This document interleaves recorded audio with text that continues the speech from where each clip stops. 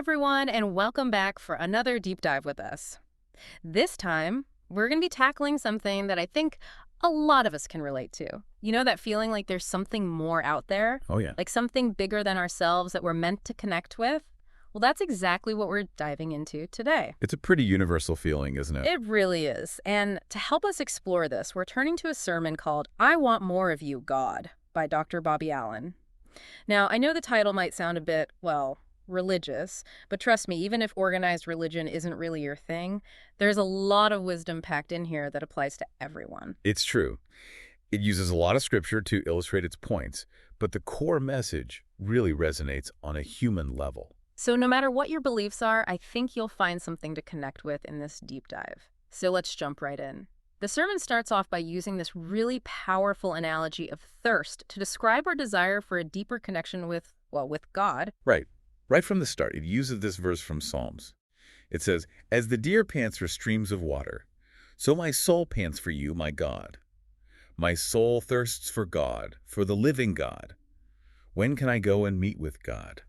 Wow, I mean, that's such a vivid image, right? Everyone knows what it feels like to be really thirsty. It's like this primal urge you just can't ignore. Exactly. And that's the genius of this metaphor, I think. It instantly connects with you on this deep, visceral level, regardless of your background or beliefs.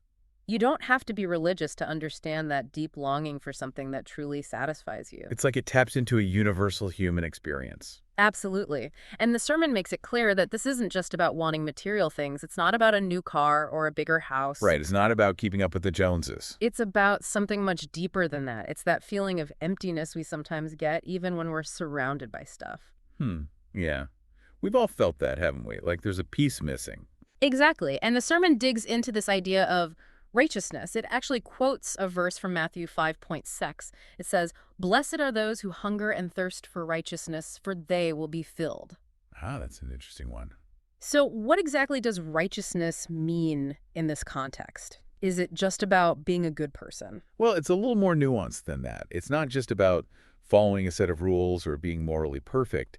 It's more about striving to be in right relationship with God, aligning your life with a higher purpose. I see. So it's like a compass almost, guiding you towards what truly matters. Yeah, that's a good way to put it. So we've got this yearning, this thirst for something more, and we need to be striving for righteousness, to be in right relationship. But the sermon doesn't stop there, right? It doesn't just say, hey, feel this longing, and that's it. No, definitely not. It goes on to issue a pretty powerful call to action. Oh, really? It emphasizes that it's not enough to passively want this connection. Yeah. You actually have to actively seek it out. So it's not just about hoping for the best, but actually doing something about it. Exactly. It even uses a verse from Jeremiah 29.3 to drive this point home. It says, "You will seek me and find me when you seek me with all your heart." So it's not about just going through the motions, but being fully committed to the pursuit. Yeah, putting your whole heart into it. That reminds me of something I've heard about anything worth achieving in life. Whether it's mastering a skill or building a business or even just learning a new language, Oh, yeah. it takes real dedication, right? You got to put in the work. Absolutely no shortcuts there. And it sounds like the sermon is saying the same applies to nurturing a spiritual connection. It's not just going to magically happen on its own. Right. It takes a conscious effort. And to really drive this point home, the sermon brings up the story of Paul the Apostle. Ah, yes, Paul. A pretty compelling figure, even if you're not coming from a religious perspective. Definitely. And I remember there's a specific passage from Philippians that really stood out to me. Oh, you mean Philippians 3.810? That's the one, where Paul basically says that everything else in his life pales in comparison to knowing Christ. He even calls all his worldly achievement rubbish compared to the transformative power of this connection. I mean, that's a pretty radical statement. He was willing to give up everything he'd worked for in pursuit of something greater. It really shows you how deeply he believed in this and the value he placed on this connection. It makes you think about what we prioritize in our own lives, you know? What are we willing to sacrifice for what truly matters? It's a good question to ask ourselves, for sure. So we've established we have this yearning, this need to actively seek it out. What's the next step? Well, the sermon stresses that once you find that connection, you got to nurture it. It's not a one-time thing. It's about staying connected to the source of that fulfillment. And I remember the sermon uses a really vivid analogy to explain this. Let me guess. The vine and the branches. That's the one. It's from John 15:5. It says, "I am the vine, you are the branches. If you remain in me and I in you, you will bear much fruit. Apart from me, you can do nothing. It's such a powerful image. It really is. Like the branches need the vine for sustenance to grow, and we need that constant connection to thrive spiritually. And what I love is that the sermon doesn't limit this to a strictly religious context. Right. It's not about pushing any specific religious dogma. It's about recognizing that this connection can be fostered through so many different things. Like spending time in nature or meditation, or even just being deeply engaged in meaningful work or relationship. It's about tapping into something larger than ourselves, whatever that may look like for each individual. Exactly. And when we do that, when we nurture that connection, the sermon suggests we can experience some pretty incredible benefits. Oh, yeah. Like what? Things like joy and inner peace and a sense of strength that you wouldn't have otherwise. It's not like guaranteed outcomes. It's more like potential fruits of nurturing that connection. Like a seed you plant and carefully tend to, hoping it'll grow into something beautiful. Precisely. It takes effort, and the results may not always be what you expect, but the potential is there. And there's that quote from James that the sermon uses to describe this relationship, something about drawing closer. Oh, you mean James 4.8? Come near to God, and he will come near to you. Yes, that one. It's so powerful in its simplicity, isn't it? It really is. It highlights that it's not a one-way street. We have to put in the effort to draw near, but we're also met with open arms. It's like a beautiful dance between our own initiative and this welcoming embrace from something greater. I like that, a dance. And towards the end of the sermon, things get a bit more personal with this call to action woven into some beautiful hymn lyrics. It's about surrendering to a higher power, finding solace and comfort in that embrace. It really captures that yearning we were talking about, that deep desire to be held and guided by something bigger than ourselves. A powerful image. And ultimately, the sermon emphasizes that this is an individual journey. There's no one-size-fits-all approach, right? Exactly. It's about finding what resonates with you and carving your own path towards that deeper connection. It's about taking ownership of your own spiritual exploration, whatever that may look like. And that's what's so exciting about it. It's not about giving you a set of rules, but about sparking your own curiosity and encouraging you to explore. It's about empowering you to find your own unique path to a more meaningful and fulfilling life. So are you ready to dive a little deeper? Let's do it. And it's interesting how the sermon wraps up with this really thought-provoking passage from Ephesians. Oh yeah, you mean the one about God being able to do immeasurably more than all we ask or imagine? Ephesians 3:20. That's the one. Yeah. And while it's spoken within a religious context, I think it has this broader application, you know. You mean like even if you're not coming from a strictly religious perspective? Exactly. Okay, I'm curious. Tell me more about that. Well, just think about any time you felt truly connected to something bigger than yourself. Maybe it was a community project or even a moment of awe in nature. Or even like when you get lost in a creative project and lose all track of time. Yes, exactly. It's like tapping into this hidden reservoir of potential. Like there's so much more possible than we even realize. And what this sermon seems to suggest is that this power, this potential, is available to us all the time, if we can just figure out how to connect to it more consistently. So even if someone listening isn't particularly religious, there are still some valuable takeaways here. Oh, absolutely. Like what? Well, it speaks to that universal human need for connection and purpose, you know. Mm. We all have this innate desire to be part of something bigger than ourselves. Like that feeling of belonging to a community, a tribe. That's it. Exactly. And what I find so compelling is that the sermon really emphasizes personal experience. It's not about blindly accepting some dogma.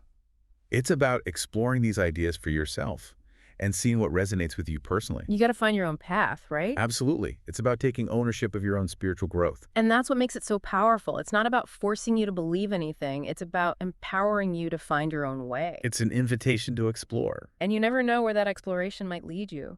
Exactly. That's the exciting part. So speaking of exploring, the sermon talks about this idea of actively nurturing the connection once you found it. Oh, yeah. It's not a one-and-done thing. Right. You can't just expect it to magically maintain itself. It's like anything else in life that you value. Yeah. You got to put in the effort to nurture it, to keep that connection strong. And the sermon uses that beautiful analogy of the vine and branches to illustrate this. Ah, yes. That one really sticks with you, doesn't it? It does. It's from John 15:5. I am the vine, you are the branches. If you remain in me and I in you, you will bear much fruit. Apart from me, you can do nothing. Just the way it talks about remaining connected to the source, drawing strength from it, it really highlights that interdependence, doesn't it? Like how we all need that connection to thrive. And again, it doesn't limit this to a strictly religious context. Not at all. It's like, find that thing that nourishes your soul, that gives you a sense of belonging, and make sure you stay connected to it. Whatever that looks like for you. And the sermon even suggests that when you actively nurture this connection, you can experience some pretty amazing benefits. Oh yeah, it talks about things like joy and peace and sense of strength that you wouldn't have otherwise. Like finding an inner calm amidst all the chaos of life. Exactly. But it's important to note, it doesn't frame these as guaranteed outcomes, more like the potential fruits of tending to that connection. Like those time-lapse videos of plants growing, reaching up towards the sunlight. Right, you got to provide the right conditions, put in the effort, and then trust the process. And speaking of effort, there's that really powerful quote from James about our relationship with this source of fulfillment. Something about taking the initiative to draw near. Ah, you mean James 4.8. Come near to God and he will come near to you. Yes, that one. It's such a simple statement, but it speaks volumes, doesn't it? It really does. It's a two-way street, you know? Like a dance, you said earlier. Exactly. We got to make the first move, but we're not alone in this. We're met with open arms, ready to be embraced by something greater. And that sense of being welcomed, of being held and guided, it really resonates with that yearning we were talking about earlier. That desire for something more.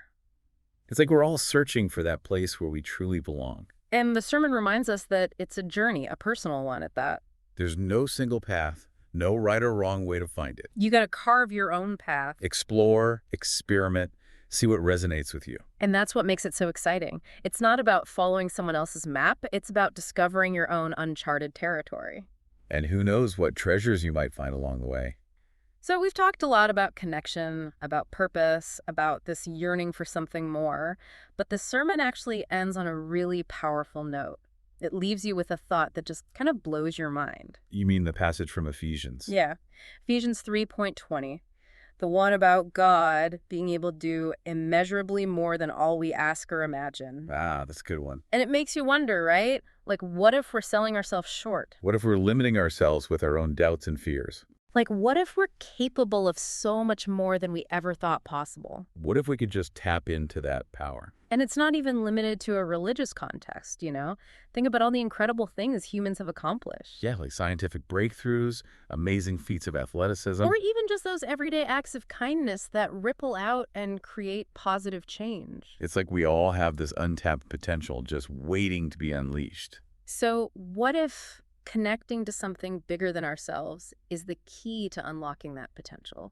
That's a really interesting thought. It's almost like saying, hey, what are we truly capable of if we could just connect to something greater? And that something could be different for everyone. It could be your faith, your community, your values, or even just a deep connection to your own inner wisdom. So even for someone who might not be particularly religious, this sermon still offers some pretty valuable insights, right? Absolutely. It speaks to that universal human desire for connection, for purpose. It reminds us that we're not alone in this journey. And it encourages us to actively seek out ways to fulfill that longing for something more. So as we wrap up this part of our deep dive, I'm curious to hear your thoughts. What are some of the key takeaways that have really stood out to you so far? And how do you think we can apply these ideas to our own lives? You know, thinking about this immeasurably more idea, it makes me think about all the things we see in the world that seem to defy limitations. Like when people achieve these incredible things that we never thought were possible. Right, like breaking world records or coming up with groundbreaking inventions. Exactly. And I wonder if it's because they've tapped into that power that's something greater than themselves. It's like they've somehow unlocked a hidden potential that most of us haven't even scratched the surface of. And what's so amazing about this sermon is that it reminds us that this potential isn't limited to just a select few. It's there within each and every one of us. We all have that spark of the divine within us, regardless of our beliefs. It's like a seed that's waiting for the right conditions to sprout and grow. And maybe, just maybe, connecting to something bigger than ourselves is the key to creating those conditions. Giving that seed the nourishment it needs to blossom. And what I find so inspiring is that the sermon doesn't try to define what that something bigger should be for everyone. It recognizes that it's a deeply personal journey, right? Absolutely. It's about finding what resonates with you on a soul level What sets your heart on fire? and giving yourself permission to explore those things without judgment. To embrace the mystery and the unknown. Because that's often where the greatest discoveries are made. It's like we're all on this grand adventure, And the sermon is just giving us a gentle nudge in the right direction, encouraging us to pack our bags and set out on our own unique quests. with the promise of incredible treasures waiting to be found along the way. And those treasures might not always be what we expect. Exactly. Sometimes they come in the form of unexpected lessons or newfound strength or a deeper understanding of ourselves. And sometimes they're just these beautiful moments of awe and wonder that remind us of the magic that exists all around us. So as we wrap up our deep dive into I Want More of You, God, I hope you're leaving with a renewed sense of possibility A spark of inspiration. and maybe even a little bit of that holy longing that we talked about. Because that longing, that yearning for something more, is a gift, It's a compass pointing us towards our true north. guiding us towards a life that's filled with meaning, purpose, and connection. So keep seeking, keep exploring, and keep that flame alive within you. And never underestimate the power of connecting to something greater than yourself. Because that's where the real magic happens. Thanks for joining us on this incredible journey. Until next time, keep diving deep.